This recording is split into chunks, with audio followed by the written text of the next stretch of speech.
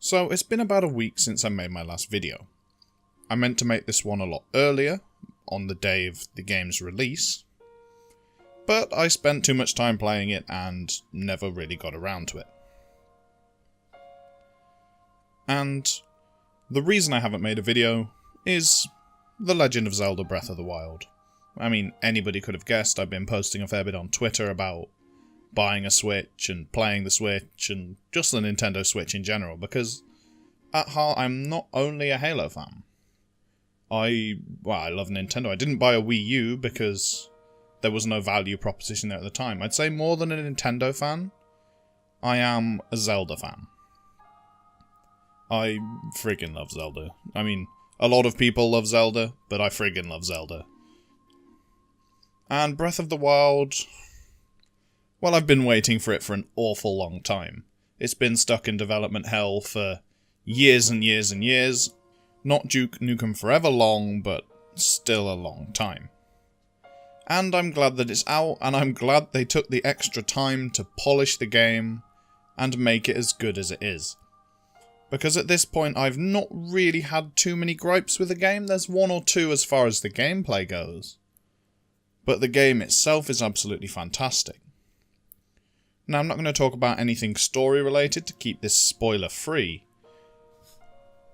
but I will talk a little about the gameplay, and potentially a little about the performance if I ramble on, which I probably will, as most of my games are just me rambling into a mic for 10 minutes.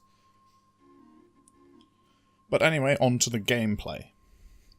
Now, the gameplay of the game itself is fantastic, it's really smooth. It's well-rounded as far as survival games go. I'm going to treat it more like a survival game than I am like previous Zelda games, because the game plays more like a survival game. There's a lot of emphasis on exploration and a lot of emphasis on food and crafting and things like that. That you can spend hours cooking various ingredients up and seeing what sort of foods come out. I've spent a lot of time doing that myself. And as far as being a survival game goes, it does it a lot better than most of the survival indie games out there, and Zelda isn't trying to be a hardcore survival game. They just added these in as elements to make the Zelda experience different.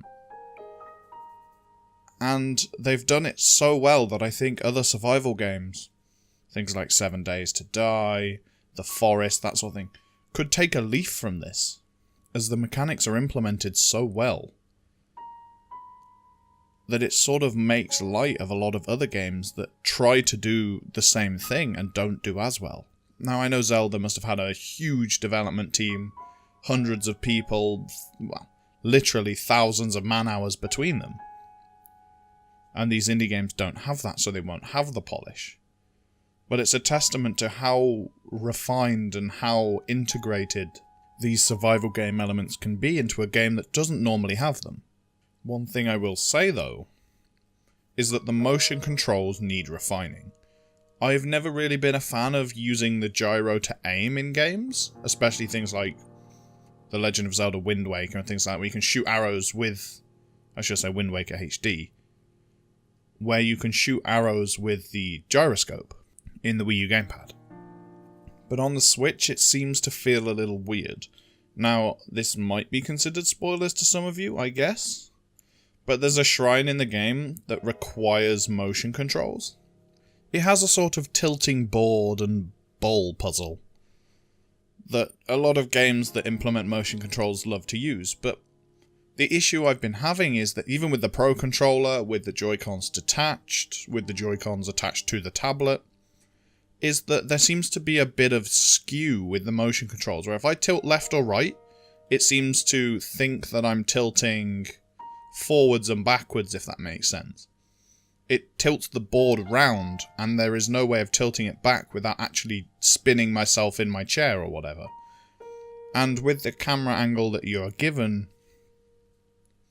it's incredibly difficult to judge whether you're lining things up correctly. And it's a dungeon that I've not bothered finishing because it infuriated me to the point where I gave up.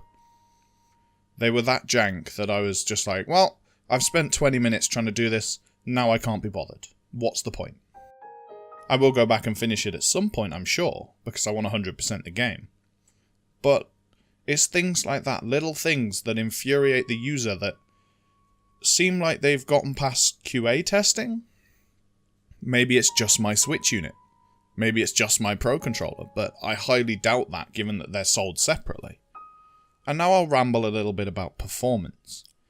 While the game doesn't run as well as a lot of people would want it to, the gameplay experience for the most part is fine.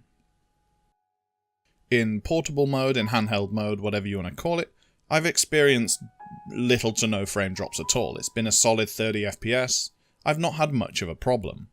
On TV mode, however, it's running at 900p, which is a shame because I use a 4K display and it looks like ass. But, you know, it will be what it will be. There are a lot of frame drops. Now, if the GPU is doubling its power, as the supposed clock speed leaks suggest, then there's a bit of a problem there, because it's bumping the resolution up by an almost negligible amount, but the game runs worse because of it, even though the hardware is getting more powerful, as it were. And I personally wouldn't have minded them keeping it at 720p for TV mode, in order to keep that frame rate locked, because there's some frame pacing issues when the frame rate drops, and you notice the frame rate drop. It may only drop 1 or 2 frames per second, but the pacing goes all over the shop, and you can see the stutter. I've had times where the game has outright paused for about a second. Say I'm getting off the paraglider and dropping down. In TV mode, the game would pause for about a second. And then it would carry on. And that's a problem, because that right there takes you right out of the game. The moment that happened, I was like, whoa, okay, that sort of thing shouldn't be happening. That's the sort of thing they should be testing for. I know it's an open world game and there's infinite scenarios, but it's the sort of thing that isn't really specific to what I was doing, it's more specific to the type of thing I was doing. Because it happens more when you're getting off the paraglider than it does anywhere else. And that's a bit of a problem. But as far as load times and things go, I'm super happy. I'm playing it off a cartridge, I'm not playing it from the eShop.